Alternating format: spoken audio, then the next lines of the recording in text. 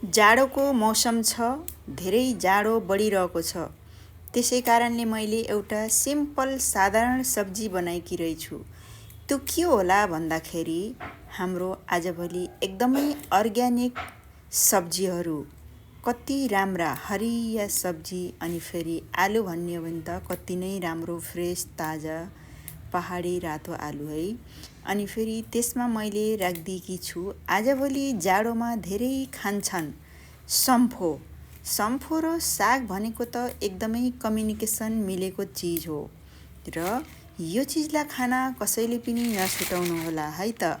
ल है, अब हामीहरूले तातो तातो रोटीको साथ बिस सलाद, डल्ले खुर्सानी, कागती, सम्फोको साग, सम्फो आलु अनि फेरि रोटी खाम है त। लेट्स गो, स्टार्ट गर्दैछु खानालाई। डल्ले खुर्सानी बिना त सबै चिज अधुरो नै रहन्छ। जाडोको महिना, त्यो पनि डल्ले खुर्सानी। कसरी खाने भन्दा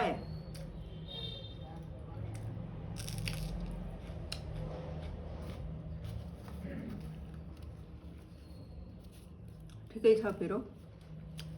आजभोलि त्यति पिरो हुँदैन, त्यस कारणले एकदम स्वाद छ।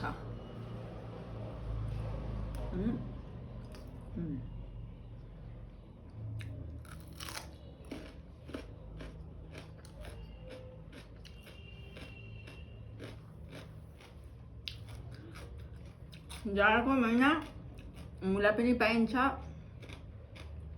सेहतका लागि एकदम राम्रो हुन्छ। मुला पनि भन्छन् भिटामिन सी को काम गर्छ, क्याल्सियमको भन्छन्, खानुपर्छ। अनि गाजर यो है भिटामिन सी,